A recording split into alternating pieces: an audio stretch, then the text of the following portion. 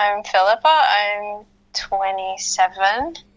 I am Portuguese, but I currently live in the UK, and I have a candle business that I run from home. How and when did you first start your business, and what was that journey like? So I started in 2019. I started making candles in 2019, and at first it was just meant to be a hobby, just something that I wanted to learn how to make. And it very quickly became this idea of, okay, what if I make a few candles, and what if I open an Etsy shop and see if anyone buys them? So I started with 16, I think, and I put up the shop, and I was surprised that they sold. And it just took off from there. So I was, at first I was learning how to make candles and really make sure that everything was safe and that they were not gonna burn anyone's house down. Yeah. And they were gonna do fine and have a good scent throw and all those things. And once I felt like I was ready, I put them up for sale. And then it just kind of took off from there. People started asking for different scents, and then came Christmas, and it just evolved quite organically. And at some point, so this was 2019, like the late in the year, that's when I started. No, wait, I opened my shop in January 2020, but I started making them obviously in 2019. And then in March 2020, the pandemic hit, and I was home because the bookshop was closed. And it gave me more time to kind of hone the whole process and invest a little bit more in the shop and offer different scents and sizes.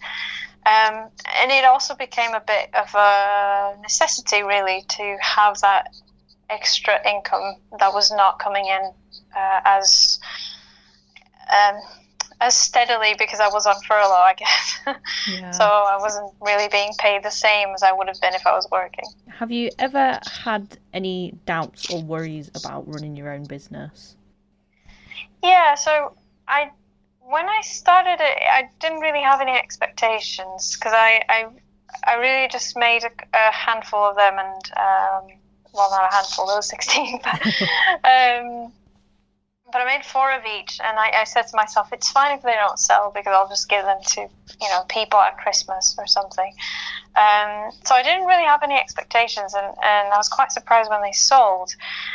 But throughout the process, so it's been a year now, there's obviously always some doubt of, are people gonna take to it? Are they going to enjoy, for example, any design changes that I make? Are they going to like this new scent? Are they going to be okay if I raise the prices slightly because, postage has gone up or something? So there's always kind of a lingering doubt in the back of my mind every time I do something, but I just try not to let it take the lead. I think it's just normal to have that. So going on to when you were trademarking your business, I know you had some trouble getting the business name you wanted because it was already taken. Yes. So that was a bit of a trip.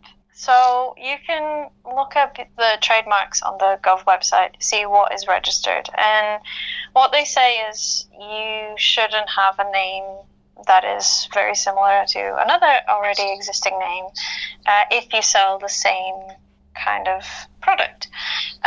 So when I was doing research, there was another business, which is a yoga studio, register under the name Pause, I looked into them, and they only advertise yoga classes. So I went on their website, social media, it was just yoga classes, but they are registered to offer yoga services, sell yoga equipment or gym equipment, and they are registered to sell candles, even though they don't sell them.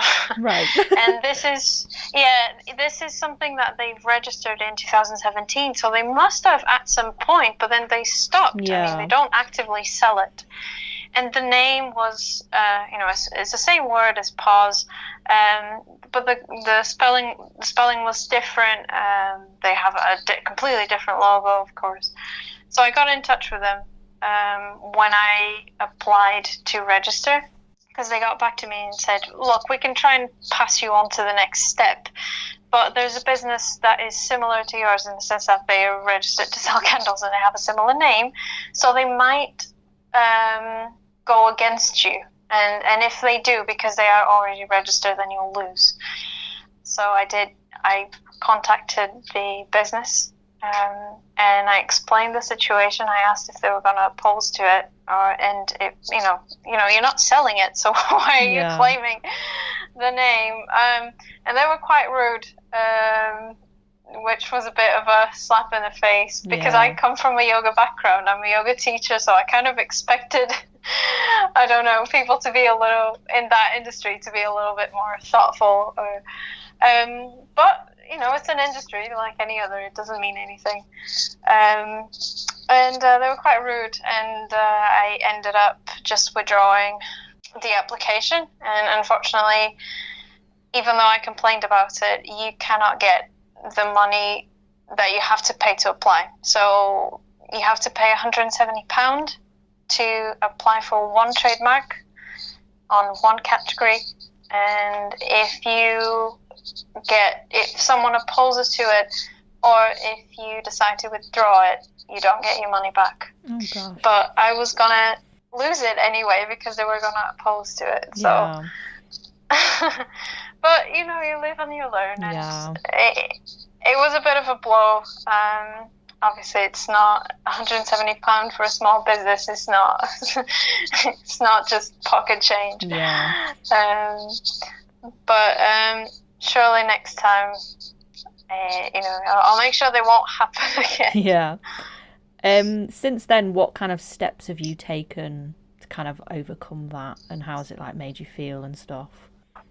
Yeah. So I had to come to the difficult conclusion that I needed to change the name, and this is difficult not only because I had grown attached to that name, but also because I have so much stuff with Pause printed on it, right? I have labels and stickers and things that I spent money on, and all of a sudden I have to kind of dig up the roots again and start on a clean slate.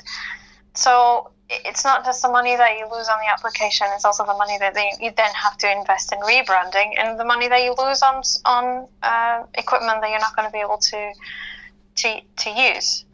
Not equipment, but labels and stuff. Yeah. So that was. It came at a difficult time because I've kind of been struggling with my health as well, so it was everything at once. Yeah. But eventually, I think you get to a stage where you realize, right, this happened for a reason. It was awful, and I wish it didn't, but I'm just going to have to just ride the wave. Yeah. There's no way out. The longer I stay and not do anything, the worse it gets. So I'll just mourn what I have to mourn and then move on. So we've decided on a name change, and I've been taking the steps that I need to rebrand. So going over, I guess, everything that I was a little bit unsure of, whether it's the labels or how the candles look or how I want the production to be, because when I started, I always said to myself that I wanted it to be a small business, and I wanted it to be like a small scale production, so I can make just a handful of candles, sell them, and make them feel a little bit more special. And thankfully, I had quite a lot of customers, and just the demand increased, and so I had to produce more. But the having to produce more candles, it becomes mechanic, Yeah. and it takes away the joy of the process. And it also kind of influenced my decision to try and change the way or the direction that the business was going down. So I can then focus on, right, how can I bring back that joy of creating? How can I make them special so that they're not just something that you can get anywhere? Yeah.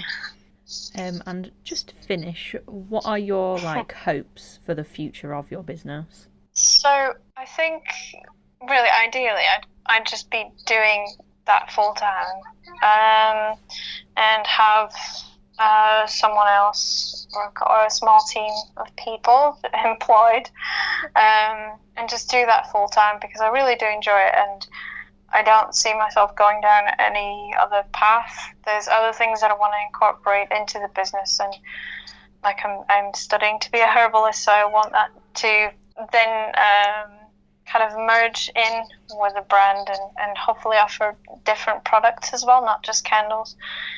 But I think that the hope is just that I get to at some point, I'll be able to do that full time. And I was doing it full time for most of the pandemic, and then my health kind of took a detour, and things got a bit shaky. But hopefully, it will get back on its feet again. Thank you for taking your time to talk to me with that. Oh, it's all right.